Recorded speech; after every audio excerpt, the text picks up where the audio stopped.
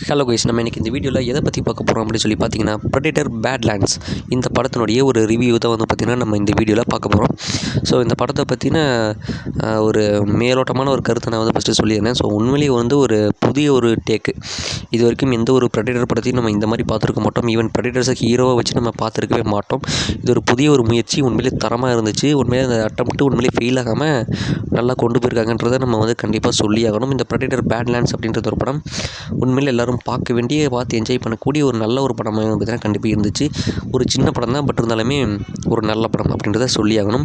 So அதை சொல்லிவிட்டு இப்போதைக்கு நான் வந்து ஸ்டோரி கிட்டேருந்து இந்த படத்துடைய ரிவ்யூ ஆரம்பிச்சிட்டேன். ஸோ ஃபஸ்ட்டு ஸ்டோரி கிட்டே போயிட்டோம் அப்படின்னா, டெக்கு கொய்ன்ற 2 கேரக்டர்ஸ் வந்து பார்த்தீங்கன்னா காட்டுறாங்க. ஸோ அவங்க அப்பா வந்து கொய்யை போட்டு தள்ளிடுவார்.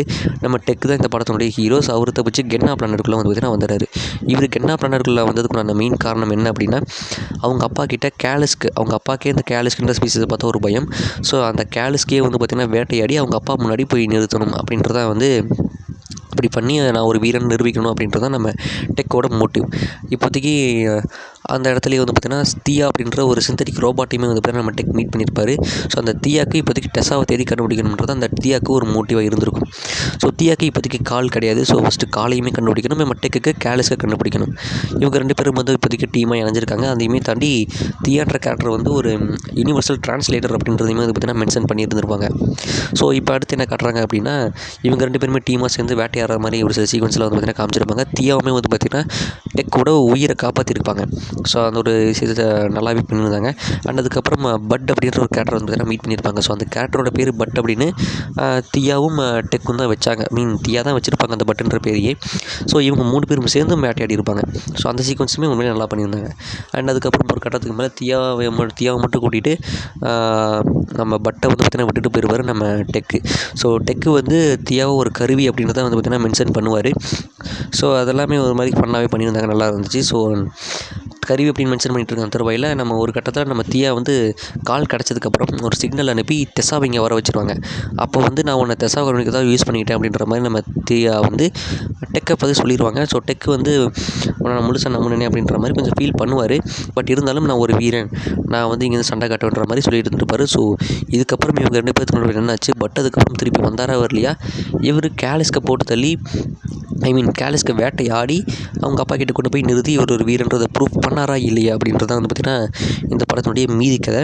ஸோ இந்த கதைக்கு நடுவில் ஏகப்பட்ட ட்விஸ்ட் அண்ட் டர்ன்ஸ்லாம் வச்சுருப்பாங்க. அதில் ஒரு சில ட்விஸ்ட் அண்ட் டர்ன்ஸ் உண்மையிலே செம்மையாக ஒர்க் அவுட் ஆகிருந்திருக்கும். ஒரு சில ட்விஸ்ட் அண்ட் டர்ன்ஸ் வந்து பார்த்திங்கன்னா சுத்தமாக ஒர்க் அவுட் ஆகிருந்திருக்காது. நீங்கள் முன்னாடி ப்ரெடிக்ட் பண்ணியிருந்திருப்பீங்க. ப்ரெடிக்ட் பண்ண விஷயங்கள் நடக்கிற மாதிரியும் ஏகப்பட்ட இடத்துல வந்து பார்த்திங்கன்னா அமைச்சிருந்தாங்க.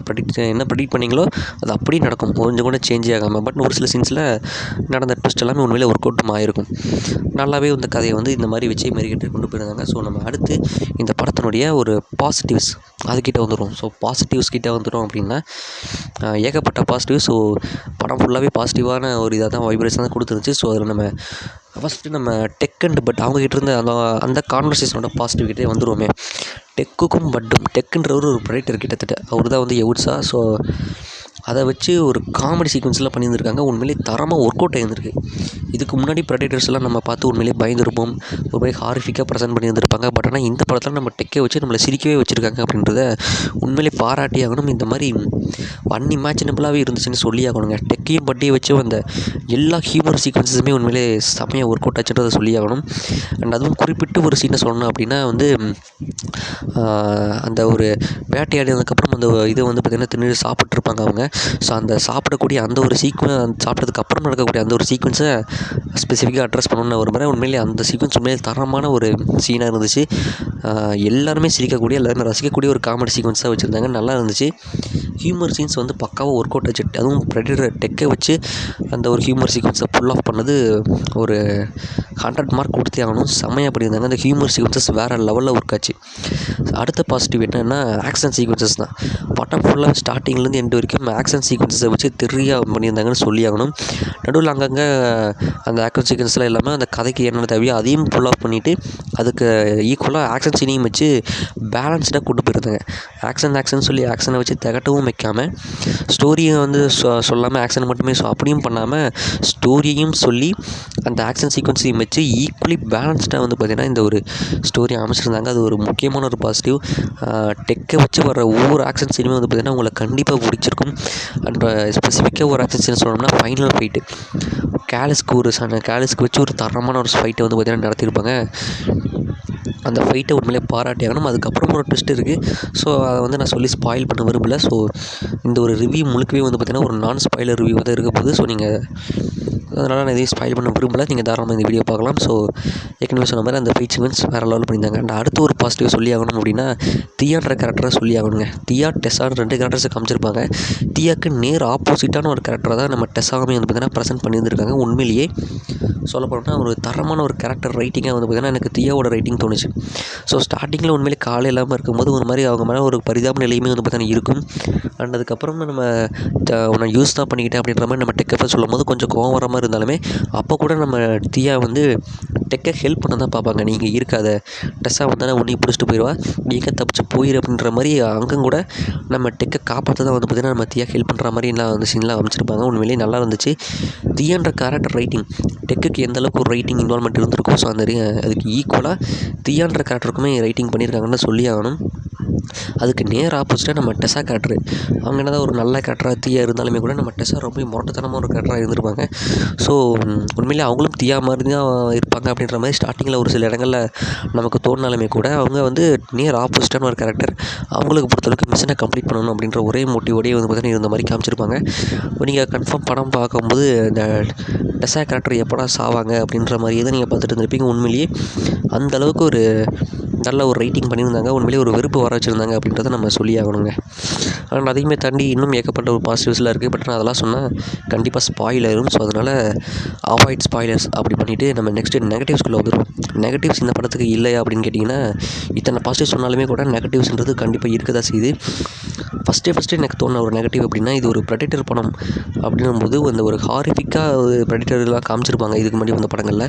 பட் இந்த படங்களில் அது டோட்டலாக மிஸ் ஆகி ஒரு ஆக்ஷன் அட்வென்ச்சர் அந்த மாதிரியான ஒரு படங்களில் அந்த ஜேர்னலுக்குள்ளே ஷிஃப்ட் ஆன மாதிரி இருந்துச்சு. உண்மையிலேயே அது நல்லா இருந்தாலுமே கூட இது ஒரு ப்ரெடேட்டர் படமா அப்படின்ற ஒரு ஃபீலிங்கே வந்துச்சு. ஏற்கனவே சொன்ன மாதிரி டெக்கை வச்சு ஹியூமர் சீக்வன்சஸ்லாம் வந்து பார்த்திங்கன்னா பண்ணியிருந்தாங்க. ஸோ அதனால தான் வந்து சொல்கிறேன், ஒரு ப்ரெடேட்டர் இதுக்கு முன்னாடி வந்து எல்லா ப்ரெடேட்டர் படமும் தீவிரமாக வெறிகொண்டு பார்த்த ஒரு ஃபேனாக இருந்தீங்க அப்படின்னா கண்டிப்பாக இந்த படம் பார்க்கும்போது அது உங்களுக்கு ஒரு மிகப்பெரிய மைனஸாக தெரியும். ஒரு படமே உங்களுக்கு ஒரு நெகட்டிவான ஒரு ஃபீலை கொடுக்குறதுக்கான சான்சஸ் கண்டிப்பாக இருக்குது. ஏன்னா ப்ரெடேட்டர்ஸை ஹீரோவாக வேறு புஷ் பண்ணியிருக்காங்க. அந்த ஒரு சமயத்தில் ஹீரோவை வச்சு அந்த எமோஷன்ஸை வந்து அந்த ப்ரெடேட்டர் மூஞ்சி வச்சு எப்படி கொண்டு வந்தாங்கன்றது தெரியல. அது சிரிக்கிறதையுமே நீங்கள் ஃபீல் பண்ணுவீங்க, சோகமாக இருக்கும்போதுமே நீங்கள் ஃபீல் பண்ணுவீங்க. பட் இருந்தாலுமே கூட ப்ரெடேட்டர்ஸை பார்த்து உங்களுக்கு ஒரு பயம் அப்படின்ற ஒரு இதே வந்து பார்த்தீங்கன்னா வந்திருக்காது. ஸோ நீங்கள் டெக்குன்ற கேரக்டர் ஒரு பெரிய ஹீரோவாக வந்து பார்த்தீங்கன்னா காமிச்சிட்டாங்க இல்லையா. ஸோ அதனால் அந்த டெக்கோட அப்பா கேரக்டர் மேலே உங்களுக்கு சுத்தமாக பயமே வராது. பட் இருந்தாலுமே அவங்க அப்பா ஒரு கொடூரமான கேரக்டர் இருந்தாலுமே கூட அவர் மேலே உங்களுக்கு சுத்தமாக பயமே வராது அந்த வில்லன் கேரக்டர் மேலே. ஸோ அதையுமே ஒரு மிகப்பெரிய ஒரு நெகட்டிவாக நான் கன்ஃபார்ம் பார்க்கும்போதே ஃபீல் ஆச்சு. அண்ட் அதையுமே தாண்டி